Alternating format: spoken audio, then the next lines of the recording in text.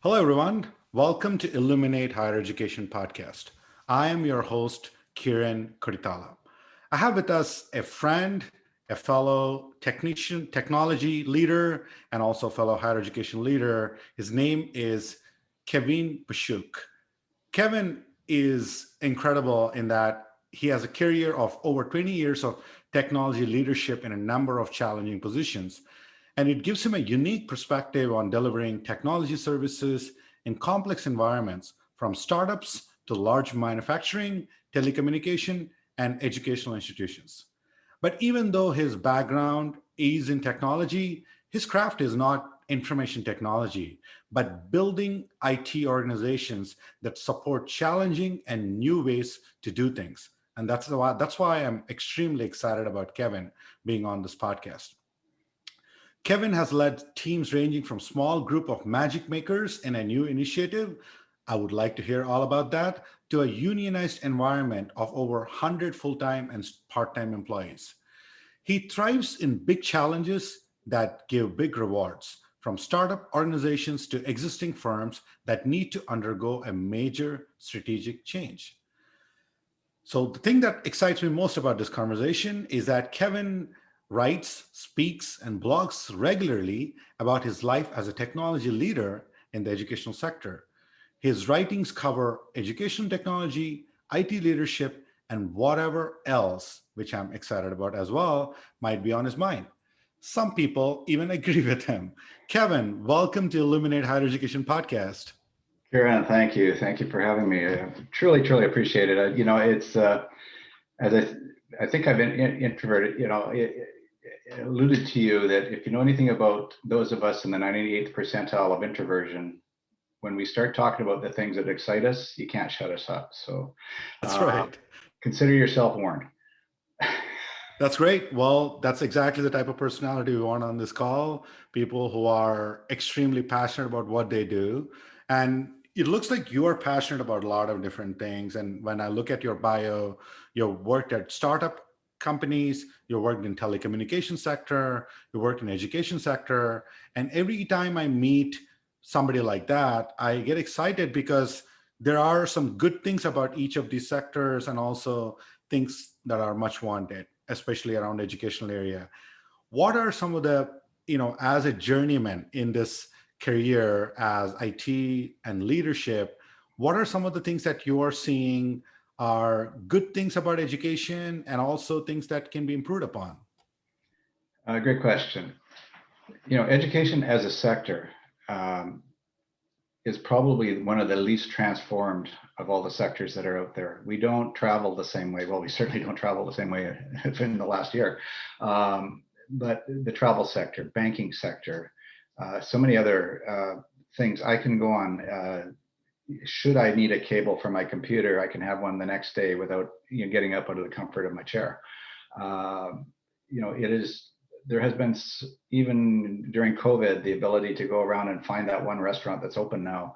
Uh, you can all do that from your phone. My 90-year-old mother can stay in contact with people and get blocked on Facebook for what she says. I tell her they don't know you're 90, mom. And But you go back to the educational sector, and man alive, there's in the University of Bologna there is a lecture hall and it's about 600 years old, and with the addition of a projector, it's still in use today. Which means we haven't, many of the methods used to deliver what we do in education have not changed much. We have applied technology, and there's some great pockets of excellence and islands of wonderful.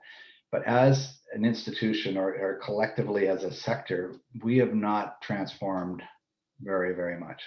And I'll talk about it later. And some of the disruptors that were coming our way well before COVID are Yeah. we're poised. We're really poised for a phenomenal disruption there. So again, taking a step back, right? Sure. The thing that's interests me is that even institutions, when you look at educational institutions, they are major research institutions, right? They are creating the new version of internet. They are creating a new version of email. Yeah. Some of these universities are at the forefront of building the next smartphone. And obviously they're inventing other things like medicines and others as well. But they're, to use the metaphor, they don't use their own dog food, right? If you think about it, they are inventing a lot of things in the research area, but when it comes to administration, institutions are using a completely different methodology where it feels like research and administration are using a completely different approach. Are you seeing the same thing in the institutions you worked at, or is it more native to the United States? No, I think you find that across the board. Now, for those listeners who don't have the advantage of video, that's probably a good thing with my face. But um, you can tell by my vintage, Karen, that I've been around the block a little bit. And I've had a son that attended one of the premier universities in Canada, well known for its research and such. And the system to register him and get access to information he needed to be a successful student was dismal, if I could say that. It was the disconnect between what we are doing to transform industry outside of the sector, Right. and what we're doing internally at the sector. Um, Even with coming into that, and I've worked in medical education, which involves the worst of every government and medicine, and academia. I've worked at, in supporting universities. I worked in other industries, but typically here's my little story about that, because when you have so much to deal with, you tend to simplify things. So the metaphor I tend to use on this one is, if you go back to the medieval feudal system, and picture this, where you have a whole series of lords with their army, and call them the faculties and the research departments, and you have the king, which may be the president of the university, Commander. has no power and no budget, and anything centralized. So to get anything done, the king has to go out and our queen has to go out and find a common enemy, and then convince the lords to get their armies and rally them around to achieve this thing. And it's the power and the politics in that is phenomenal, but it's never done for the good of the whole. It's typically done to achieve kind of a very singular one-off. So here we are, and I'm in an institution. We call ourselves an institution, and this is the piece we're changing. But we don't act like an institution. We don't budget like an institution. We don't plan like an institution. We don't execute projects like an institution. The very, very basic things that would inherently tie together and unify consistency across the board. Go to London, England, at the base of Tower Bridge. There's a Starbucks there, and I can order a tall bowl and get a tall bowl at that Starbucks in London, England, because when I can go back to traveling. Go to one department in my school and go to another department, and the CRM system they're using may be a whole completely different piece, or it might be something they invented themselves, or we're still using spreadsheets. Thank you very much. So we use language of unity, but we're not working in some of the very basic 101 stuff. This is the non-sexy foundational pieces. They're the ERP systems. They're data governance. It's searching far and wide in this sector for good examples of data governance.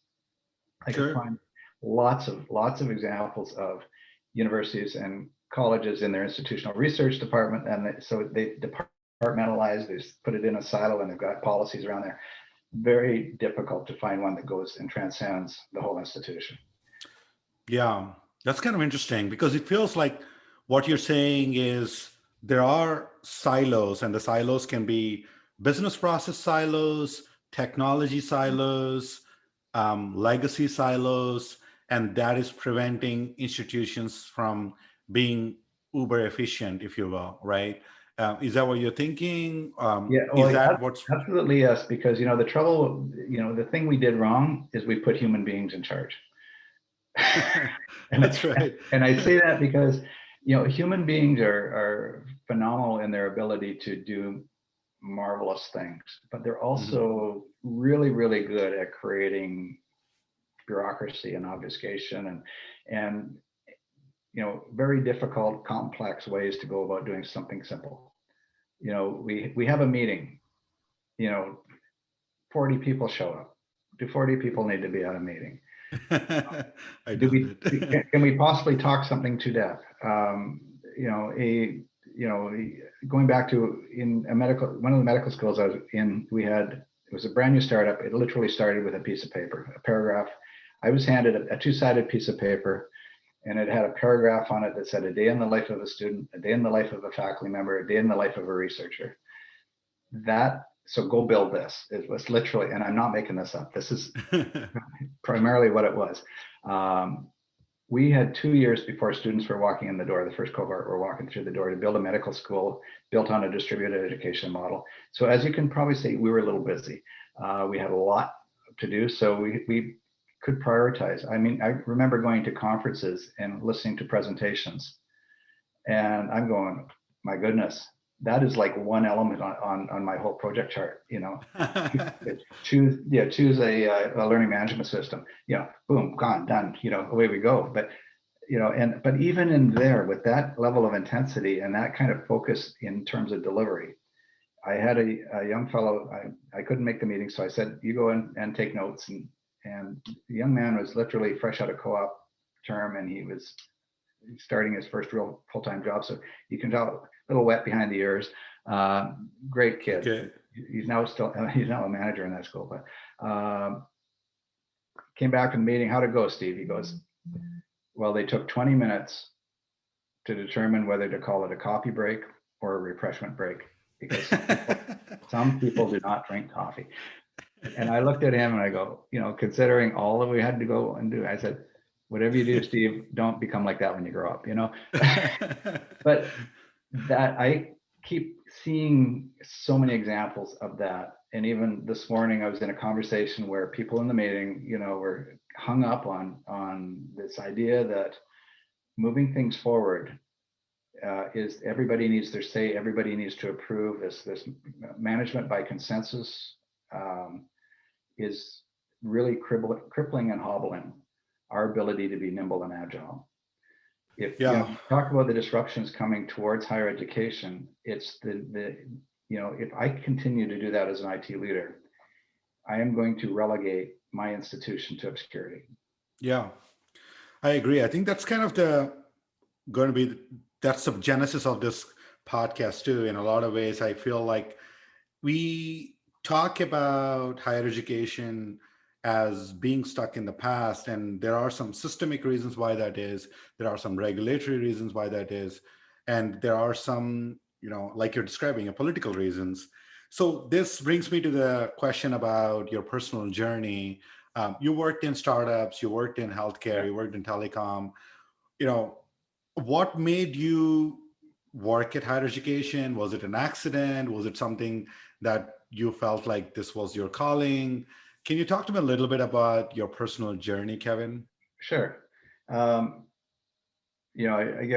Prairie Philosopher warning you, it takes me a while to get to the point. So put up with my That's stories. fine. You have the full 45 minutes. So I'm talking generally here too. So when I make statements, they're not specifically about my employer. If my employer is listening to this, therefore it's important that these are my observation over time. So sure. There's so many things that impact where we end up. And when in the days when I flew a lot and traveled for work, being an introvert, we don't like talking small talk a lot. So I learned the art of the interview. And you're doing a very good job of it, by the way, where you get people to talk about their favorite subject. In most cases, and the question I usually used was, did you pick your career or did your career pick you? And that's a loaded question, I'm sure. Well, and it's fascinating who I've met and their stories. So I've kind of approached it from that. So some of the things were my choice, and sometimes, I was channeled into it. So I was the kid that, I had a 1 hour lunch break in my school and a 10-minute walk home. So typically that should work out. The math should work out. I get home in time for a sandwich. It took me 30 minutes to walk a 10-minute walk, because there are too many things to see on the way. There's a puddle, there is a bird, there's, practically anything. I would be just distracted, because fascinated with discovery, fascinated with learning things. That is just my makeup. But let's just say I was a terrible student. The system, well, that's just terrible is just the system was really designed for quiet little people that could learn the correct answers, not ask too many questions. You know, if you like discovery, you really didn't Yeah. get that as much as you were given. Here's what the next thing on the plate. At least that was my experience in going out. You know, not to denigrate things like memorization and using our brain and such, but if that's all you get, that doesn't feed the way that I learned well. You know, so I couldn't get myself out of school quick enough. You know, as soon as I could get out of high school, I did. Now, interestingly enough, I'm, you know, made my way all the way through a master's degree, um, but I got to a level where it was, and it was a type of master's degree where I did it through a university that was fully online. So while I was traveling, working, instead of watching TV at night, I was doing my studies, and it was directly applicable to what I was doing at the time, which is supporting medical education. So, you know, I got all the way to there, you know, but it was a long journey for me. And boy, did I get some scars and calluses along the way. You would think that the irony of me ending up in education, you know, considering how much I dislike my experience with, Sure. is there, but but I'm probably the kind of person you want in the mix. Yeah. To really recognize that that is not a uniform experience for all people. You know, we have you know, a tremendous amount of, you know, and our understanding of the world has opened up so much more in turning, you know, I'm seeing a trend, and we can jump into this later, of you know, international students versus domestic students, and then figuring that international students are a great source of income, but not really understanding that there's a really unique culture that comes along with that, and you just can't take the domestic culture and overlay it on top of an international student and hope for success. And the seek to understand piece seems to be missing. But however, getting back to the thing I told you, I take my long way around. Sure. You know, you know, look at where we're sending our graduates. Let's look at the world that we're putting them out into. You know, and I know I've listened to other podcasts in your series, and you do reference the fact that, you know, people are going out there with a degree or diploma and no jobs or no real skills that come with that. But That's right. later on, what's quite often forgotten in that is the significant debt that these kids and these young people come out with. So they have a degree, a debt, and no job. You know, it's, you begin to sit there socially. That is you know, because you know, I have words just escape me, and I might say something you can't put in your podcast. But the fact that we're doing that societally, and we built a system where you need that piece of paper just to apply for a job, to get through. And I don't know, Kiran, what you took in school. You know, I started my undergrad in forestry. Yeah. You know, how many people are in the field of study that they went to university for? How many people matured and go through? So you're sitting there going, that 4 years and out model is not preparing for what they're going. If you look at, like, you know, at reading that, you know, Microsoft, Apple, Google, others like Shopify, you don't need your piece of paper to apply for the job anymore. They have figured out how to assess competency. So they can tell whether, Kiran, you're qualified to actually apply for that job without a piece of paper that might be 20 years old in a completely different field. So if that is moving away in,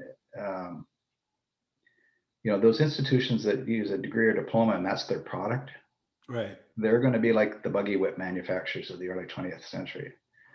You know, it's today there's some malady because so many HR systems, that's their first gate before you can even apply for a job. You know, and the small to medium enterprise market has not caught up to the bigger organizations that have figured out this concept of assessment. But, you know, my prediction, you're going to see like third party groups that are really going to work and like jump in and partner with somebody coming out of high school, regardless of where they happen to be in the world, and begin to say, what's your academic journey? What are the things, let's learn about you, and here's some pathways you can go. It sounds a lot like a video game. I know that, you know, I get these skills, these worlds open up to me, I get more skills. I don't go away for 4 years and come back to the game. I go pick up a bag out of a box. You know, this stuff throws me off, but suddenly I can now do these quests, or I have these powers, and now that is so in some twisted way easily applicable to the student journey.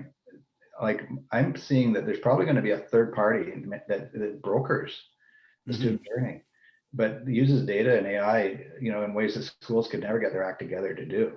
Yeah. to really understand this individual. I mean, Amazon sucks a lot of money out of my wallet, and I'm holding it open for them because they understand me better than sometimes I understand myself. You know, they almost got me one day, Kevin, we think you need a new camera. And I almost fell for it. But, you know, but think about this as you as a student in your academic journey, that if you had that concept of counselor that was independent and you talk about the field of things like micro-credentials. Well, who certifies this micro-credential? Is there Yeah. one institution? I work at Sheridan College. Do we say that we've got, come here and your transcript, everything in your worldwide experience, the transcript comes from our institution? Mm-hmm. No, it just logistically can't do that. But you begin to say, well, what is the certifying and regulating body that is going to gather these and collect these? You're probably looking at somebody who's brokering this, like Amazon does for resellers and vendors. Sure. So you begin to start looking at, is our offering, what are we giving? What are the things that truly impact us? Now, in technology and the support of technology, we have, I mean, part of what I'm doing and the initiative I've got underway at my school is called Rethinking IT. Mm-hmm. Something very simple that people can understand, which is moving away from the traditional IT department, even silos within that traditional IT department, silos within the faculties and silos within marketing and the registrar's office, and moving into, if we were designing an IT services organization, would we be structured the same way? And the short answer is no. Yeah. Could we stand alone and deliver what the school needs to do? And so that's been the transformation since I got back to this school 3 years ago. We've got to do that in order to get things nimble and agile. We're still working on some incredibly boring stuff, data governance, even our enterprise system. You say move to the cloud. Well, what if all your data, nobody knows where it is, and it's collected in various spreadsheets and small databases, and you got 4 CRM systems, depending on which department thought they had a good idea, who went to the last trade show and bought a CRM system. Core things like systems of record. How do you know that student's address is that? How does your data work with the data of the rest of the world? Like if that student wants to, like if we move forward and say that, okay, well, there's not one institution that can have all of my credentials. How do I gather that quickly together? Is my university or my college ready to play in that world? Yeah. And that's what I'm working on, the prep work at our This is place. amazing. I like the fact that you're able to take your life journey about, in your own mind, you called yourself a terrible student, but I think the issue is not that you're a terrible student. You're just you know, let's just take a step back, right? I think we're talking about how education is built right now and why it's built. If you think about our modern education system, um, it's all built on administrative convenience. It's the right way to teach a student how to learn is to look at every student and look at their individual growth on this learning pathway and say, okay, this student is at advanced calculus in math and I don't know, Shakespeare poetry in English and whatever, like biology, he's reading human anatomy. Each of student is considered as a unique individual with their own unique lifestyle, unique learning style, and unique background. Well, if you tell that to any administrator, they're like, well, there's no way we can do that. We Yeah. don't have time for that. We don't have money for that. So we'll just put them in cohorts and say, we'll put them in the first grade cohort, second grade cohort, freshman cohort, junior cohort, sophomore cohort, like cows in a cow pen, if you will, right? We just put them, to be blunt about it, we are treating humans as each person purely based on their age is exactly the same. Yes. We're ignoring their social background, economic background, other every single fabric of their growth and learning styles and putting that in there. So I think that's a fundamental issue. So I don't think and so then to make things worse, they'll say, well, we put them in this cohort, we need to figure out if they can move forward or not. And Yeah. that's why we have this concept of standardized tests and say, okay, you got an SAT grade, SAT score, you're Well, good or bad. Karen, I don't So know if you've seen the little cartoon that floats around, and it's a guy sitting at the desk saying that, and for the final exam, all of you go climb a tree, and there's an elephant and a monkey and a bird, and you know, and yeah, you and know, exactly.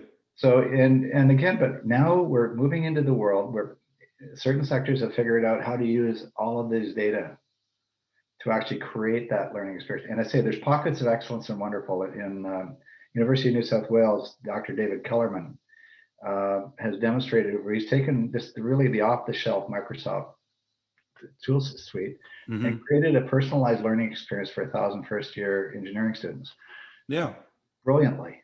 that's And awesome. so it actually tailors their notes and tailor, their experience and their delivery and their assessment, in the formative, summative assessments side of life. Hmm. Got even that figured out where he's leveraging the technology to achieve an outcome. And this is some of the things we're really missing here, Yeah, is we're so hung up, and I'm speaking general, and again, you're going to find me 10 examples of people that don't do this, but we get sure. so hung up on the way we've always done things, because it was hard work to get to where it was, and particularly in technology. I'm put under my team to kind of say, I know that made sense 5 years ago, and it was exactly the right thing to do, but what is the right Sure. answer today? Yeah. Ultimately, we have to validate, we have to verify. No, we can't have people do that. The hoops we make people jump through, administratively, I figure they should take every senior person in a university or a college and make them apply for a course. Yeah.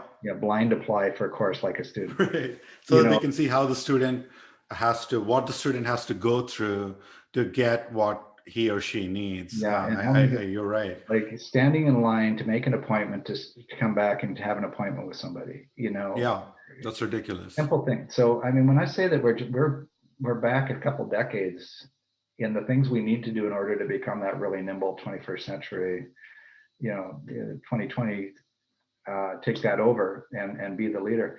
There's a simple exercise that, I know we haven't got much time, and we can certainly talk another time or talk more, because you pushed my button. I'm sorry. Absolutely. Well, you can go ahead. Yeah, Don't worry so about the time. it's really a simple exercise. And imagine, if you will, the two axis chart. And we do this a lot as consultants. But on the horizontal axis, what you want to put there is differentiating on one side and non-differentiating. On the vertical axis, you put at the top mission critical and non-mission critical at the bottom. So then Right. you map out what are the things we're doing. And let's just start with the IT services, because that's the field that people, you can do this across the board. But what are the things we are currently doing today that are mission critical but do not differentiate us? Email is a classic example. We need email to be working. We need it working simply. But But we don't need to manage it. nobody's Right. going to decide to come to our institution because we have email. You know, so do those things in that quadrant are done as simply as effectively as possible. We don't generate our own electricity. Why would we do these things? Can we get that? Because this is where you're going to find the resources to put the energy, because you don't have time now because you're busy doing all those things, into the quadrant that says these are mission critical but do differentiate us. These are the things. These are the, really focusing around the student experience and the student's interaction with the institution, our use of data, our ability to move our data around, the data-driven decisions and the analytics. When everything's Sure. so segmented now, we can't even leverage those kind of things. Then we have that quadrant that says non-mission critical, non-differentiating, and I can bet you a Canadian nickel, that some of these people listening are going to have stuff in that quadrant. Stop doing them. Why are you even doing them? They don't differentiate you. They're not mission Yeah. critical. You're spending resources and time and energy. The other quadrant, things that could differentiate you, but are not are differentiating today, but are not mission critical. That's where you put your research in. That's where you start looking at where does AI, where do these trends, where do these things that are coming out, what's working in other sectors? What can we do to, around the call it the user experience thinking that is so prevalent in other sectors that is not so prevalent in our sector when it comes to research universities. I mean, as part of medical research universities, nasty little secret.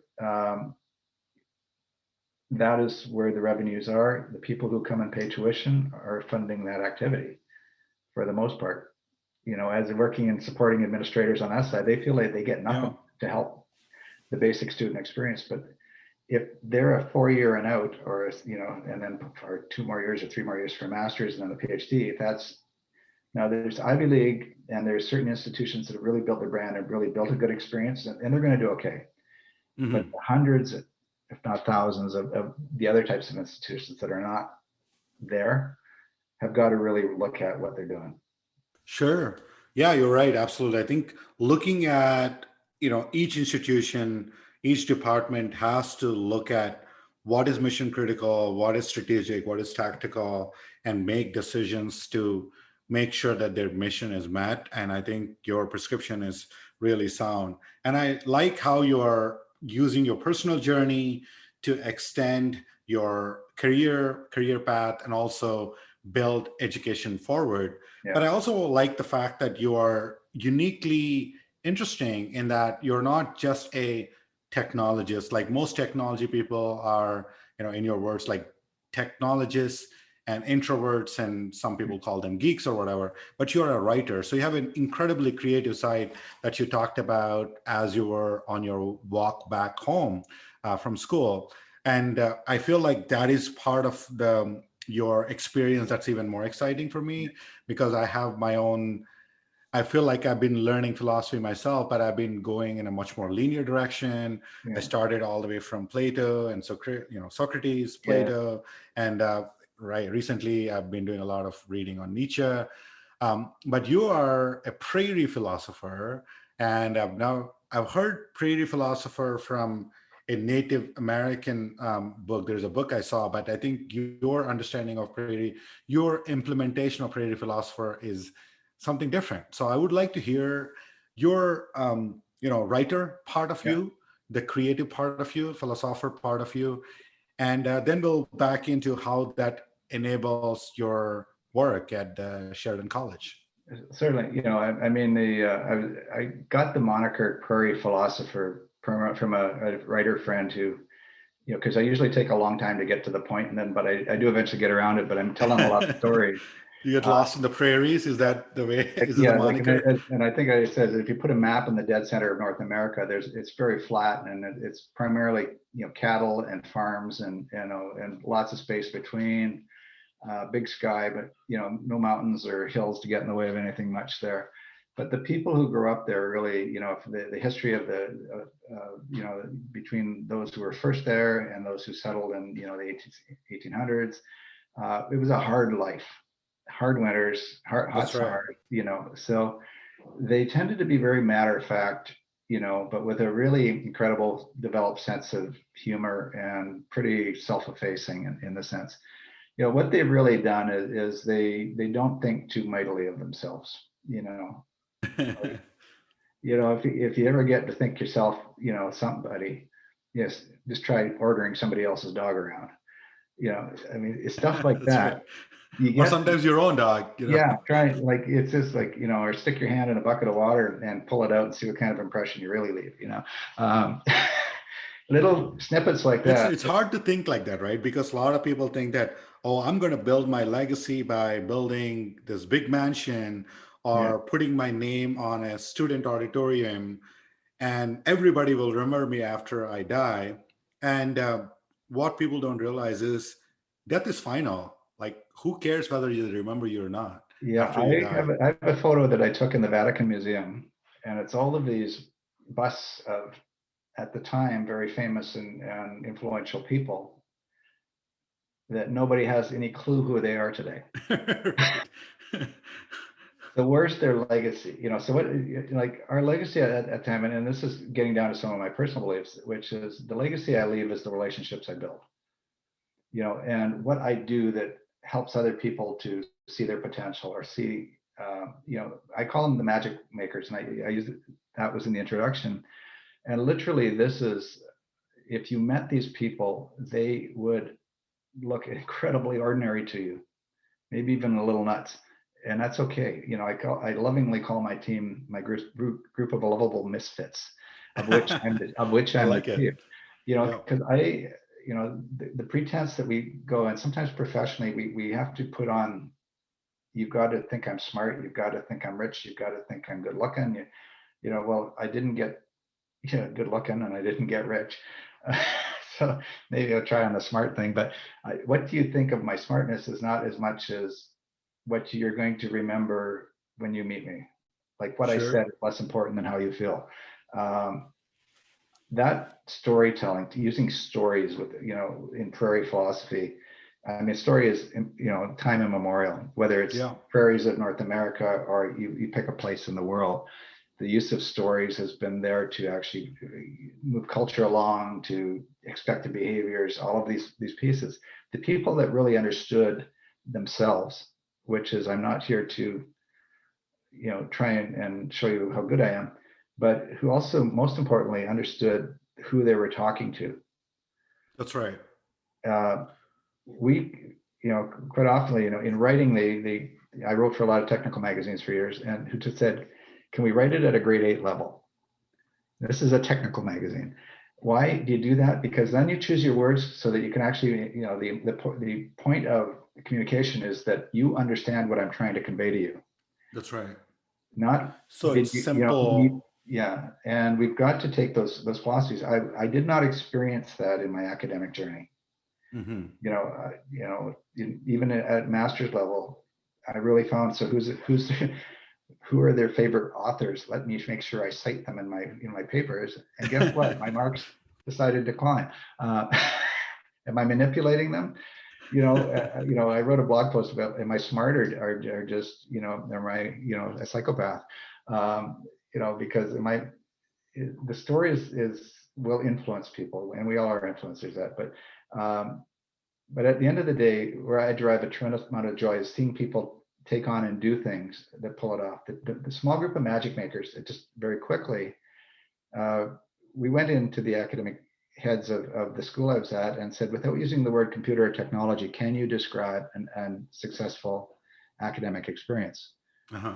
They went away, this group of people came back in 2 weeks later, and they literally filled a room of whiteboards up with literacies, competencies, modalities, how we're going to measure, where we know, where it needs to happen, all of these pieces. This is understanding learning. We then brought in somebody on the team that, and quite often when you hear of ed tech, it's either a teacher who likes to play with gadgets or it's a technology person who thinks they can teach. But Sure. we brought in somebody who understood the process of learning, how people learn, how do you measure it, so who is an expert in the process of learning, brought them into the IT development stage. We had pictures of these whiteboards of literacies, modalities, and competencies. We went and said, well, a tool that could do much of that is Microsoft OneNote.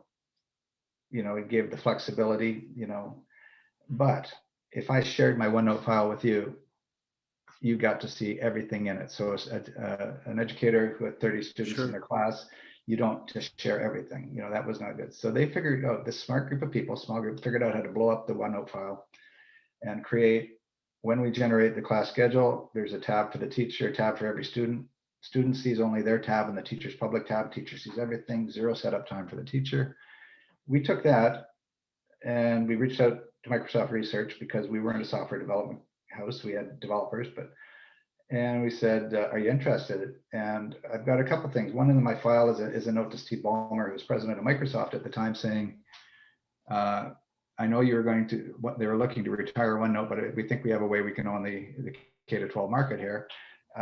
We gave it to that. That became Microsoft Class Notebook, which was the genesis for Microsoft Teams, which I'm sure your folks have heard about. Sure, of course. I use So it. out Some of of my customers use it. 10 feet outside my door was 2 of the most ordinary people you've ever seen in your life that cracked the nut to how to make that happen. And we're using Teams, which happened to be something that, I'm not taking credit for Teams by any stretch of the imagination, but because every good idea is built upon something else and the network of people bring into play. I know I've got a really good story out of this, and it's completely true about what happens when you empower people. Right. And look what Teams and Zoom has done for our ability to actually not have COVID be a complete and utter disaster for us in our sector. Yeah, absolutely. I mean, I backing up into the Prairie Philosopher, and I like the way you talked about like anecdotes or fables being monikers, right? For example, if you think about how we only started writing, or the press only became real around, I don't know, 2000 years ago, right? But if you look at Homer's Iliad, or in India, there's a Mahabharata, they talk one of the fables of India, Ramayana, and then a few other fables in Greek and Roman literature as well. They were carried over word of mouth for thousands of years. How did they survive this long? The reason they did that is because of the whole concept of storytelling, right? You can't expect somebody to remember stats for more than 30 minutes, right? You can put in all the stats you want, but you can tell a story, and the story will carry on not just generations, probably centuries. And I think we have proven that beyond. But for some reason, as you speak about it, for some reason, when we are technologists or scientists, we focus so much on like making it complicated, making it facts based, making it numbers based. We forget that the most important concept of a story is the story itself. Absolutely. And and I think it looks like you've considered that in the Prairie Philosopher. But let me just finish that thought there, because Sure. if you think about, you talked about Microsoft a lot, but if you look at Bill Gates' original presentations, or Bill Gates' presentations in general, and Steve Jobs' presentations, they are truly a use case in what to do and what not to do, right? Gates is all about numbers, stats, facts, science, and Jobs basically puts a black screen in the back and maybe a flower and starts from there, and that's it. There's nothing else, because he perfects the art of storytelling. Yes. And it looks like your Prairie Philosopher concept is really powerful. It And truly is that, did I summarize it correctly? you really did, and with a couple caveats. One of them is years ago, I remember the plant manager where I worked, every morning would get a report on his desk, a stack of computer print. Remember the computer printout, the tractor paper? Yeah, the laser printer. Literally probably 6 inches thick of all the production numbers in the night before. And there was 2 bookmarks in there, and he would flip it open, look at that number, and flip it open, look at that number. Now that was the earliest version of a dashboard that you've ever seen in your life. But all he needed was those 2 numbers, but he needed to know that the rest of that paper stack was there in case he had a question, and then he could add it up to that. When we tell our story, we have to make sure that we have to be dealing in truth, we have to be dealing in fact, and we need that binder of material or those huge database to back up what we're saying. We don't need to give them the whole 9 yards when we're telling the story, though. And that's But for some people, they don't even need the background information. But I feel like that gets into the credibility of the storyteller. Sure. But keep in mind, and we're talking, we've talked a lot about students, but this is also a technique internally that I'm using with my administrative colleagues and my IT team, that they will remember core concept. What is really important? What are our initiatives? What are our goals? Put them in a story, and they're going to remember them a whole lot better. Yeah, absolutely. Yeah. I think that's a takeaway for me as a CEO as well, because a lot of times I feel like sometimes in my company, I try to explain what we want to do and sometimes even give the justification, but I should do a better job trying to be more of a storyteller. And I don't know how to implement that. And going back to my Indian upbringing, there was a story book called Panchatantra, which was all about moral sciences about how to be friend, how to deal with friends, enemies, stuff like that, similar to Christian fables, I'm sure. But I still remember some of those stories because they were stories, right? Yeah. If somebody says, always tell the truth every day for the rest of my life, it will still not, I will not remember it. But I remember then that monkey told a lie and, I don't know, killed his friend or something. It's a phenomenal, powerful thing. And, at the end of the day, one of the things that I do with my team to help them, IT, be known within the institution, is I'll invite leaders from the other areas, the deans, and we call it the Dreamer Series. And we ask the speaker to say, could you describe and tell us, in your words, if everything was working just as how you wanted it to be, what would it look like? Describe walking through that. Uh-huh. What you're seeing, that exercise there for them, it's new for them because people love Right. their PowerPoints, they love their charts. I put my hand up and say, can you get one with geezer font? Because I can't read all those words on there. It's, and we know the story. Look at the people who tell stories well. Sure. Their visuals are there to support their words, and they create a link, and ultimately, if there's a great book out there called Moonwalking with Einstein, Hmm. um, and that talks about the guy that went and signed up for the American Memory Championships, and he actually won it that year. But he talked about all the techniques for memorizing things. But when we look at our brain and how we file things and put things away, short Hmm. term, long term, because he brings a lot of the brain's studies out. Stories anchor themselves. They provide that anchor Absolutely. point you just do not do with facts and figures. Um, you know, the getting there. I mean, it's a tool. It really is probably Right. the most used tool in my toolkit. Sure.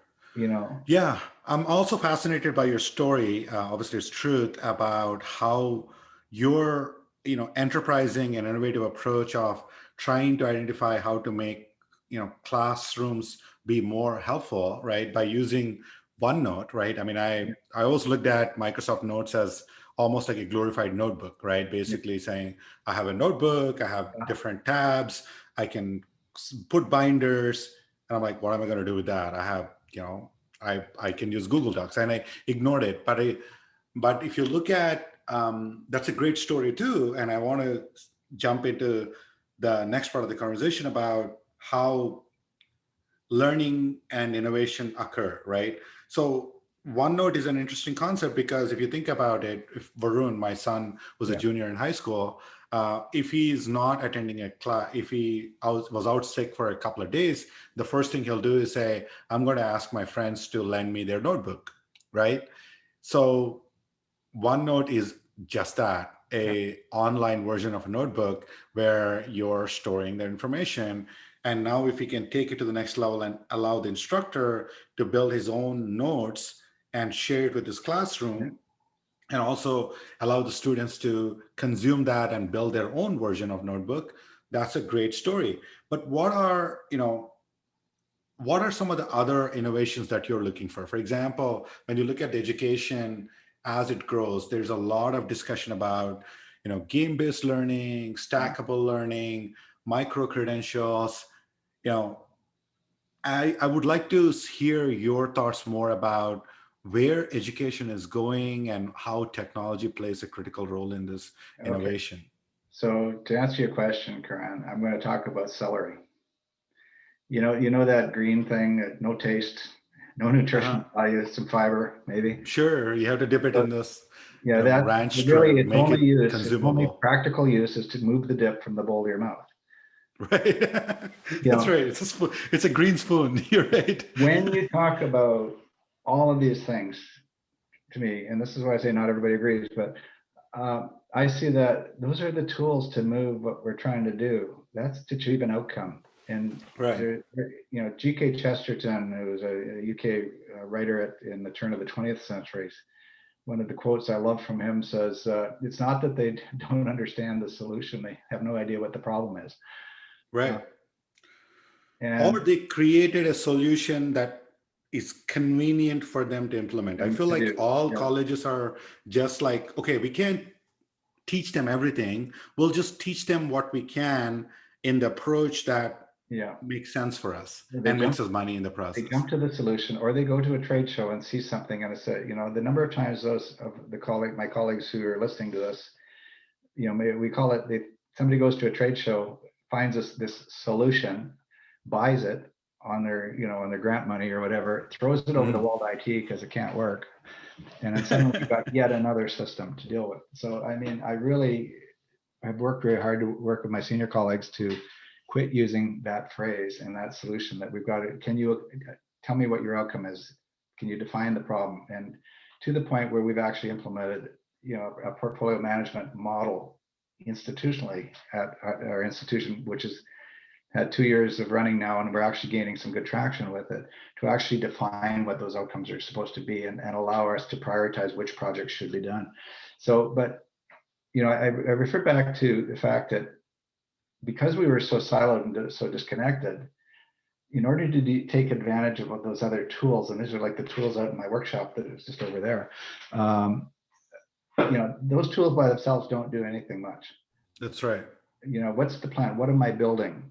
What tool do I need to accomplish that? So if we can do that slight shift in our way that we do things to begin to say, what is the outcome? Then what tool do I need?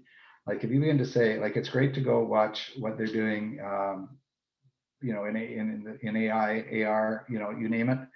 And wouldn't that be cool? And we have an augmented reality lab at our school, and it's kind of cool to go in there and look at. But are people learning? Oh, you mean people have to learn when they come in here?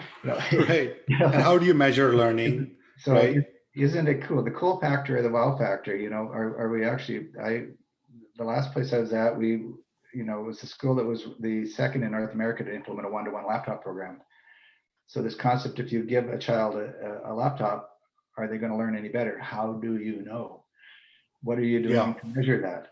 I was brought in there because we're spending a lot of money on technology. We want to make sure we're getting value out of it. What an interesting word to use in the secondary sector.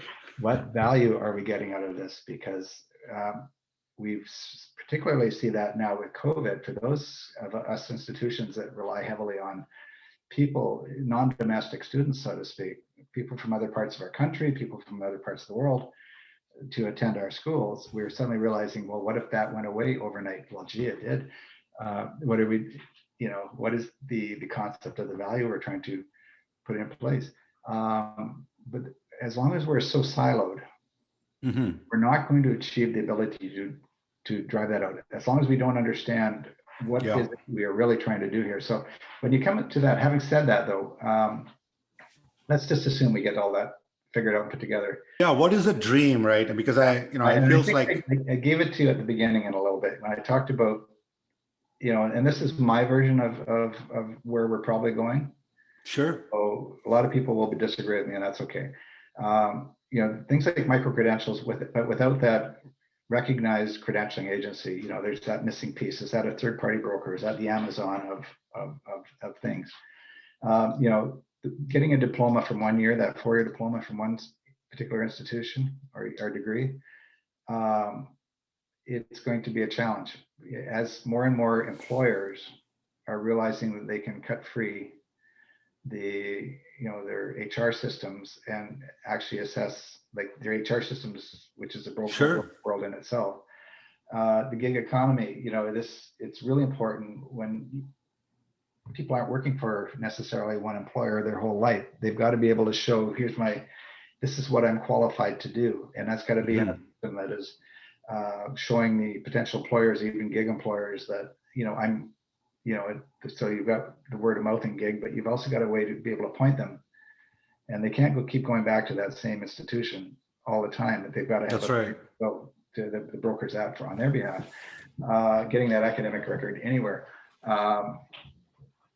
That is kind of where much of this is going to go, but much of this new technology, so to speak, needs to be applied toward the student experience. That's to right. Get them the information they need to adjust to their learning, quiet little people, if that's to you, that's great. But for those of us who aren't quiet little people, lots of questions. How do you ensure that experience is there? How do you measure it? So that is where the technology is going to come into play, and the ones that really get, and have done the exercise. What's going to differentiate us? What is going to make students, and right now they can be sitting in China, they can be sitting in India, Sri Lanka, South America, and decide that I want to be a rocket scientist, or I want to be a photographer. I want to be, let's give the arts some credit here. Right. How do I do that? Sure. So our systems now, because as you mentioned, are so driven to make it easy for us to administrate them. Like it's all about our ease of use, not about the student experience. So that is where these tools, this celery has to be applied. Let's really get together and say, how do we differentiate ourselves? how do we get the tools in place to deliver that? Which tools do we need to make that happen? Recognizing too that it's going to be a life of partnerships moving forward. This is what we do really, really well. Like in the institution I work for, Sheridan College, if you've seen a Disney or a Pixar movie, you've seen our grads at work. We're really well known. That's awesome. Our animation program.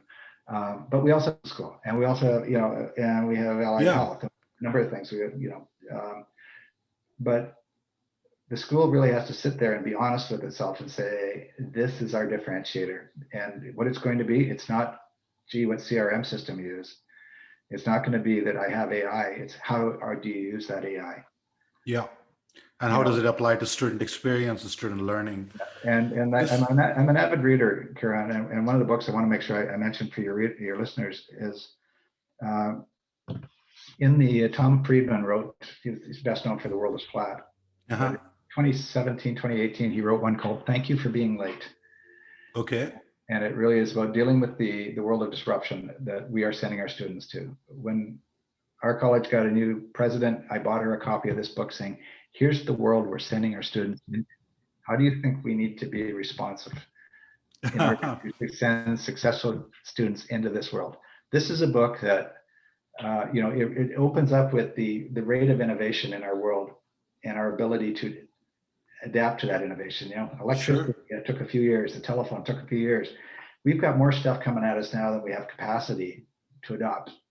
So we're throwing, like literally into the whirring blades of a blender, our graduates, and you're saying, are we preparing them for that world? And what do we need to do as an institution? It's scary, but this is when I'm absolutely convinced that this disruption is going to hit us because it has hit other sectors.